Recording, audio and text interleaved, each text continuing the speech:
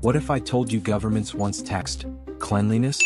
Imagine lathering soap, only to owe the king a cut for the privilege. Or picture this. In 18th century England, even time wasn't free. On a clock?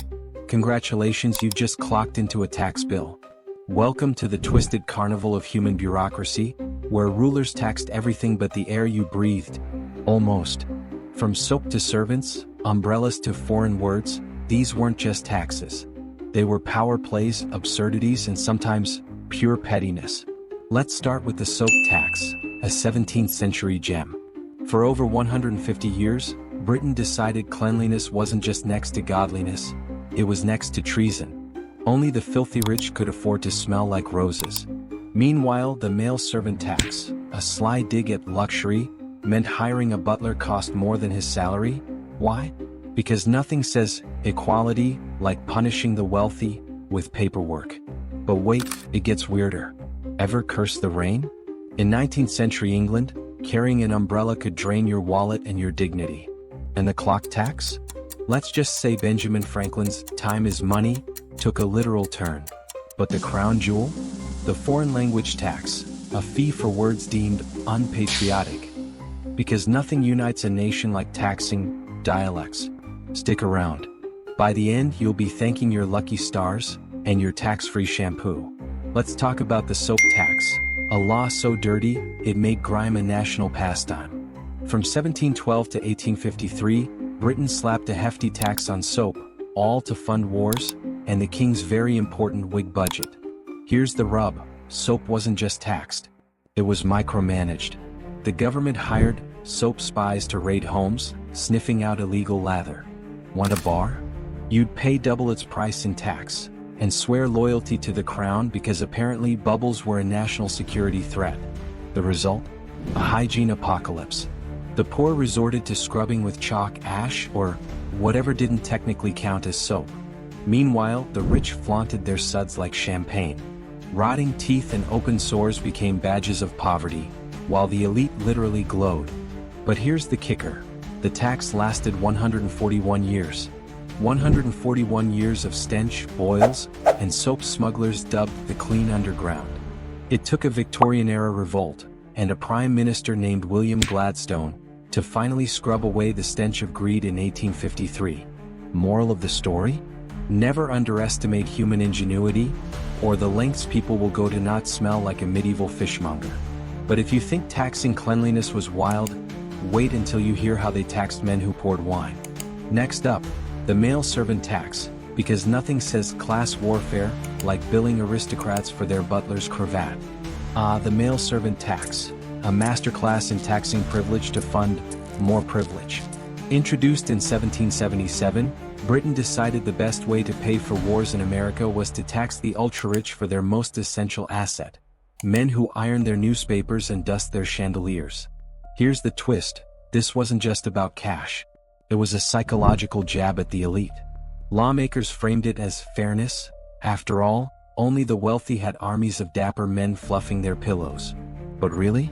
It was a bureaucratic middle finger wrapped in a bow. Naturally, aristocrats rebelled, not with pitchforks but petticoats. They fired their footmen and hired maids, who suspiciously had 5 o'clock shadows. The tax inspectors were not amused. Suddenly, Britain had a surge of female servants, named Bruce. For 138 years, this farce dragged on. The tax outlived kings, empires, and the invention of indoor plumbing. But here's the kicker. By 1937, even the IRS of its day admitted it was pointless. The rich still had servants, they just paid them in loopholes and side-eye. Moral of the story? You can tax the elite, but you can't tax their audacity. Speaking of time, what if the government charged you for every second you owned a clock? Next up, the clock tax, where TikTok met cha-ching. Time is money? Try telling that to 1797 Britain. Enter the clock tax, a law that turned every tick of your clock into a toll. Own a timepiece? Congrats. You just subscribed to the world's most ridiculous timeshare. Here's the deal, clocks weren't just taxed, they were hunted. Inspectors stalked streets, ears pressed to doors, finding anyone audacious enough to own a sundial. Because yes, even sunlight wasn't safe from bureaucracy. The tax hit the middle class hardest. The rich? They paid up and yawned. The poor? They'd never seen a clock. But the clockmakers? Oh, they rebelled, crafting secret compartments disguising clocks as bread boxes. Because nothing says revolution like a loaf that chimes noon. By 1798, Britain was drowning in hourless chaos. Trains stalled. Factories froze. Parliament finally axed the tax in 1834, but not before one inspector famously grumbled, "Time flies? Not with these fees." Moral of the story? You can tax a clock, but you can't tax time. Unless you're a parking meter. But if you think taxing time was unhinged, wait until you hear how they taxed language itself. Next up, the foreign language tax, where hello could cost you a fortune if you said it wrong. Welcome to the foreign language tax, a law that turned dialects into debt. In 1803, France decided unity meant taxing any word that didn't sound sufficiently French. Say hello in Breton? That'll be 20 francs. Whisper good night in Occitan? Enjoy your fine, and a side of patriotic shame. The goal? Erase backward cultures. The result? A linguistic black market. Secret schools taught banned languages and attics. Folks wrote poetry in code. And if you ratted out your neighbor, you got a tax cut. Nothing bonds a nation like state-sanctioned snitching. But here's the kicker, the tax backfired. Instead of killing dialects, it made them rebellion anthems. Farmers cursed in Alsatian. Lovers wrote smuggled letters in Corsican. Even the taxmen struggled to spell the fines, irony. By 1900, France gave up. Turns out, you can't tax a mother's lullaby, or a drunkard's curse. But they sure made generations hate paperwork in 2 languages. Speaking of stormy ideas, what if staying dry cost more than your dignity? Next up, the umbrella tax, where rain wasn't the only thing pouring down on your head. Let's close this circus with the umbrella tax, a law so petty, it made rain a class war. From 1784, Britain declared umbrellas a luxury, because staying dry was clearly a privilege, not a right. Here's the drip. The tax wasn't just about coins.